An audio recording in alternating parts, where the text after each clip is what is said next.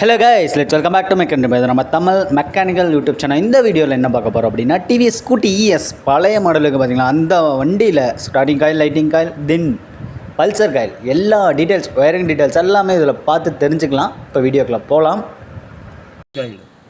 இது டேரெக்டாக இதுக்கு வந்து சுவிட்சுக்கு வந்துடும்.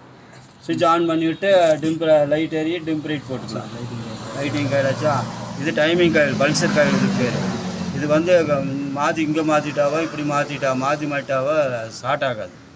கரெக்டாக இது வந்து பிஸ்டன் மேலே வரும்போது இந்த இடத்துல வந்து உங்களுக்கு இந்த டைமிங் காயில் தான் ஸ்பார்க் பண்ணி கொடுக்கறதுக்கு காயிலுக்கு சப்போர்ட் பண்ணு. இந்த ஒயிட் லைன் வருதா, இந்த லைன் காயில் ஒயிட் லைன் இருக்குது பார்த்தியா, இது வந்து இந்த காயிலுக்கு இது வெளியே போயிடும். இது கரெக்டாக பிஸ்டன் டாப்புக்கு வரும்போது ஸ்பார்க் பண்ணி கொடுக்கறத இந்த காயிலுடைய வேலை. இதாச்சும் இது வந்து கரண்ட்டை கொடுத்துட்டு இதுக்குள்ள காயிலுக்கு கரண்ட்டு கொடுக்கும். அது எங்கே வருது, அது சார் ரெட்டு.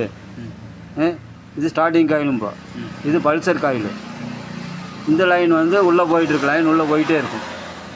காயிலுக்குள்ளே போய் இந்த டைமிங் காயில் வந்து எர்த் பண்ணி கொடுக்குள்ள ஸ்பார்க் பண்ணி கொடுக்கும். ஸ்பார்க் பண்ணும்போது பிஸ்டன் கரெக்டாக இங்கே வந்துடும். அதான் டைமிங்கிறது, டைமிங் காயிலுங்கிறது. பிஸ்டன் டாப்புக்கு வரும்போது இது எர்த் பண்ணி கொடுத்ததுமே இங்கே ஸ்பார்க் அவுட் ஆகும். காயிலேருந்து ஸ்பார்க் போகும். ஸ்பார்க் போனது பிளக்கு வழியாக ஃபயர் ஆகிரும். பிளக்குக்கு போய் பிளக்குலேருந்து ஃபயர் ஆகி ஓடும். அதான் டைமிங் காயில். இது மாட்டினா பிஸ்டன் கீழே வரும்போது ஃபயர் ஆச்சுன்னா வண்டி ஓடாது. அதுக்கு தான் இது கரெக்டான இதில் மாட்டணும். டைமிங் காயிலுங்கிறது தான். அதான் இந்த டைமிங் காயில் போயிட்டாவோ ஸ்டார்ட் ஆகாது, இது போயிட்டாலும் ஸ்டார்ட் ஆகாது வண்டி. கரண்ட் கோரை மாற்றிட்டோம். கோரெல்லாம் திருப்பி மாட்ட முடியாது. பார்த்தியா அந்த மார்க் கொடுத்துக்கிறான் பார்த்தியா, இதில் டைமிங் மார்க் கொடுக்குறான் பாரு. அதுமாதிரி கரெக்டாக வச்சு மாற்றுற அளவுக்கு கொடுத்துருப்பான். அப்படியே மாற்றினா இந்த ஒயரிங் வந்து உனக்கு டிஃபரன்ஸ் வந்துடும். அதுதான் மார்க்கு. இந்த இடத்துல ஒரு மார்க் இருக்கு, சின்ன மார்க்கா. அந்த மார்க்கு இந்த மார்க் சென்டருக்கு வரும். இந்த இடத்துல சென்டர் பண்ணி தான் மாட்டணும். அப்படியே தெளிவு மாற்றினா இந்த ஒயர் வந்து உனக்கு சென்டரை நம்மளுக்கு கிடைக்காது. இப்படி கரெக்டாக இந்த நேர் வராது. இங்கே போய்டுன்னு வச்சுக்க ஒயரிங்கு. எப்படி உனக்கு இங்கே வந்து செட் பண்ண முடியாது. அது ஒரு காரணமாக வச்சுக்கலாம். நாம் ஒயரிங் கட்டப்பாரு.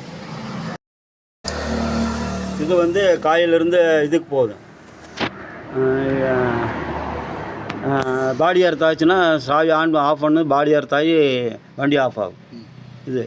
இது வந்து டைமிங் காயில் லைன் போகுது ஒயிட்டு. ரெட்டு வந்து ரெட்டு வந்து ஸ்டார்டிங்க்கு இந்த காயிலேருந்து வர்றது. வெள்ளை ஒயர் வந்து டைமிங் காயிலேருந்து வர்றது ஒயிட்டு. வெள்ளை கலரு இருக்குது பார்த்தியா ஒயிட்டு. பிளாக் வந்து பாடி எர்த் இதுக்குள்ளேயே கொடுத்துக்கலாம் அப்படியே ஆச்சா. மித்த லைனால் இது பூரா இந்த லைனு 2 லைன் வரும். இது மஞ்சள் கலர் வந்து லைட்டுக்கு போயிடும். இந்த ரெட் கலர் இருக்குதுல்ல, இது வந்து பேட்ரி சார்ஜுக்கு போகிறது. இந்த காயில் வந்து 2 லைன் வரும். சின்ன கரண்ட்டு கொஞ்சம் கம்மியாக வர்ற மாதிரி இந்த சேவப்பில் கம்மியாக வரும். இதில் வந்து கரண்ட் ஓவராக வரும். அதிக வோல்டேஜ் வரும். இதில் வோல்டேஜ் வந்து பேட்ரிக்கு அளவுக்கு கரண்ட் வரும். இது லைட்டுக்கு வந்து பவராக வேணும்ல, அதனால் லைட்டுக்கு கொஞ்சம் அதிகமான கரண்ட் வரும். இதுலேயே டபுள் லைன் வரும். இது டைரெக்டாக போயிட்டே இருக்கும். இது வந்து பாடி எர்த்து பார்த்தியா, கருப்பு பார்த்தியா, கருப்பு கலரில் வரும் பாரு. இது பாடி எர்த்து.